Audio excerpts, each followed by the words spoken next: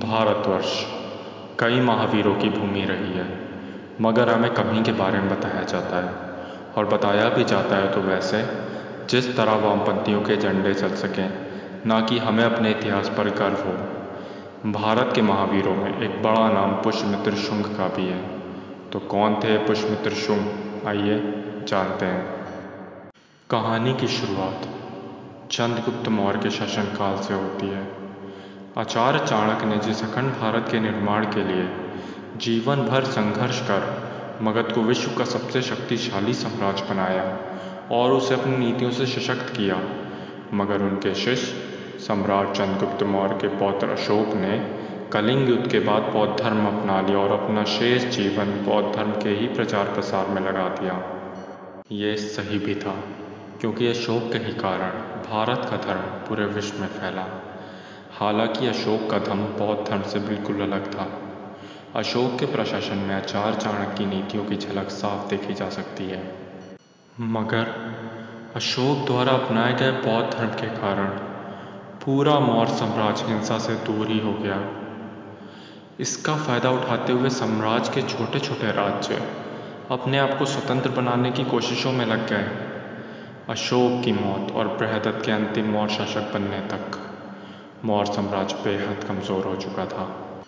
हिंसा हो या अहिंसा, सबकी एक सीमा होती है। उसके पार होने पर परिणाम विनाशकारी हो सकते हैं। यकीन करना मुश्किल था, लेकिन जहाँ के राजाओं के सामने सिकंदर और सलूकत जैसे योद्धा न टिक पाए, वो धरती अब अपनी वीरवती खो चुकी थी। विदेशी भारत पे हावी होते जा रहे थे। कारण था बौद्ध धर्म अपनाए राजाओं की अहिंसात्मक नीतियाँ। महात्मा गौतम बुद्ध तो वो थे जिन्होंने सारा ऐशो आराम राजपाट छोड़ हमें आत्मबोध का एक नया मार्ग दिखाया, मगर मौर्य काल के बौद्ध धर्मी राजाओं ने राजपाट तो नहीं त्यागा, बल्कि राजतंत्र की नीतियों को ही अहिंसात्मक बना दिया। इस समय तक भारत की खोई हुई पहचान लौटाने के लिए एक शासक की ज़रूरत थी। जल्द ही भारत को पुष्यमित्र शुंग नाम का वो वीर शासक मिला। अंतिम मौर्य शासक राजा बृहदत्त की सेना की कमान संभालने वाले सेनानायक पुष्यमित्र शुंग थे, जो एक ब्राह्मण योद्धा थे। पुष्यमित्र की सोच राजा बृहदत्त से काफ़ी अलग थी।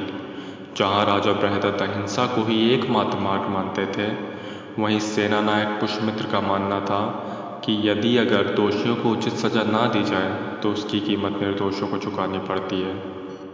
इसी बीच राजा के पास खबर आती है कि कुछ ग्रीक शासकों ने भारत पर आक्रमण करने की योजना बनाई है और इन ग्रीक शासकों ने भारत विजय के लिए बौद्ध मठों के धर्मगुरुओं को ही अपने साथ मिला लिया। भारत विजय की तैयारी शुरू हो गई। बौद्ध गुरुओं की मदद से ग्रीक सैनिक अपने साथ हथियार छुपाकर बौद्ध मठों में पनाह लेने लगे। जब यह खबर पुष्यमित्र शुंग तक पहुंची, उन्होंने राजा से मठों की तलाशी की आज्ञा मांगी, मगर राजा ने इनकार कर दिया। मगर पुष्यमित्र राष्ट्र की सुरक्षा को लेकर किसी भी तरह के समझौते को तैयार नहीं थे। पुष्यमित्र ने राजा की आज्ञा के बिना ही मठों की जांच करने का फैसला लिया और वहां गए, जहां जांच के दौरान ग्रीक सैनिक पकड़े गए। उन्हें देखते ही पुष्यमित्र ने मौत के घाट उतार दिया।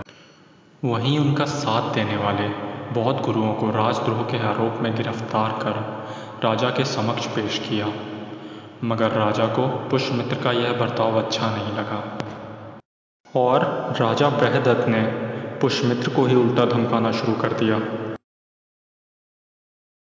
एक सैनिक परेड के दौरान राजा और पुष्यमित्र के बीच बहस छिड़ गई। बहस इतनी बढ़ गई कि दोनों ने अपने हथियार निकाल लिए। सेना के सामने ही पुष्यमित्र ने राजा को वहीं मार दिया। बृहदत्त की हत्या हो चुकी थी। हत्या के बाद सेना ने पुष्यमित्र का साथ दिया और उन्हें अपना राजा घोषित कर दिया। राजा का पद संभालते ही पुष्यमित्र ने सबसे पहले राज प्रबंध में सुधार किया। पुष्यमित्र शुंग ने उन सभी राज्यों को दोबारा अपने साम्राज्य का हिस्सा बनाया जो मौर्य वंश की कमजोरी के चलते इस साम्राज्य से अलग हो गए थे। राज्यों को फिर अधीन कर मगध साम्राज्य का विस्तार कर पुष्यमित्र ने एक शक्तिशाली साम्राज्य की स्थापना की।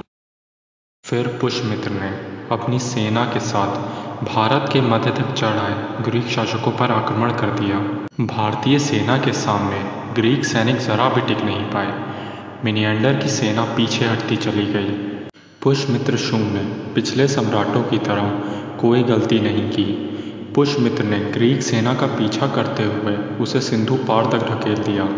सम्राट पुष्यमित्र शुंग ने सिकंदर के समय से ही भारत को परेशानी में डालने वाले ग्रीकों का भारत से समूल नाश ही कर दिया।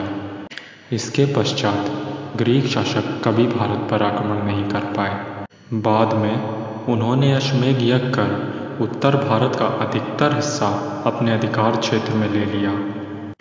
पुष्यमित्र के अश्वमेध यज्ञ के पुरोहित स्वयं महर्षि पतंजलि थे। सिंधु नदी के तट पर ग्रीक सैनिकों ने अश्वमेध के घोड़े को पकड़ लिया और फिर पुष्यमित्र के पोते वासुमित्र ने ग्रीकों को हराकर घोड़े को छुड़ाया। विदर्भ को जीतकर और ग्रीक शासकों को हराकर पुष्यमित्र शुंग ने मगध साम्राज्य के गौरव को पुनः जीवित किया। पुष्यमित्र शुंग ने जो वैदिक धर्म की पताका फहराई, उसी को सम्राट विक्रमादित्य वे आगे चलकर गुप्त साम्राज्य ने इस धर्म के ज्ञान को पूरे विश्व में फैलाया। कुछ लोग पुष्यमित्र को बौद्धों का दुश्मन मानते हैं, मगर इस बात के पर्याप्त सबूत हैं जिससे पता चलता है कि पुष्यमित्र ने बौद्ध धर्म कलाओं का संरक्षण किया। भरूच और सांची के स्तूपों की मरम्मत भी पुष्यमित्र के द्वारा करवाई गई।